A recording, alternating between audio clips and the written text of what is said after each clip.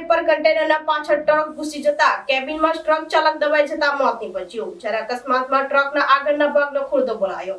પારડીના Udvada Orwad national highway number 48 વલસાડથી વાપી જતા road ઉપર ચાલકે આગળ ચાલતા કન્ટેનરમાં અથડાવી દેતા ટ્રક ચાલકનું સ્થળ ઉપર જ મોત નીપજ્યું હતું। આજરોજ સવારે 6 વાગ્યાના સુમારે ટ્રક નંબર G04AW 7576 નો ચાલક સાદિક કરીમભાઈ ભટ્ટી રહેવાસી ભાવનગર નાઓ પારડી ઓરવાડ હાઈવે પર પસાર થઈ રહ્યા હતા। તેઓ પોતાની ટ્રક પૂર ઝડપે હંકારી લાવી આગળ ચાલતા અજાણ્યા કન્ટેનરના પાછળ અથડાવી દેતા અકસ્માત સર્જાયો હતો, જ્યારે ટ્રક ચાલક કેબિનમાં અંદર ફસાઈ જતા ઘટના સ્થળે જ સાદિક ભટ્ટીનું મોત નીપજ્યું હતું, જેને ઓરવાડ CSC ખાતે PM અર્થે ખસેડવામાં આવ્યો હતો। સમગ્ર ઘટના અંગે પારડી પોલીસ મથકે રાજુ ભરવાડે ફરિયાદ નોંધાવી હતી। વધુ તપાસ પોલીસે હાથ ધરી છે।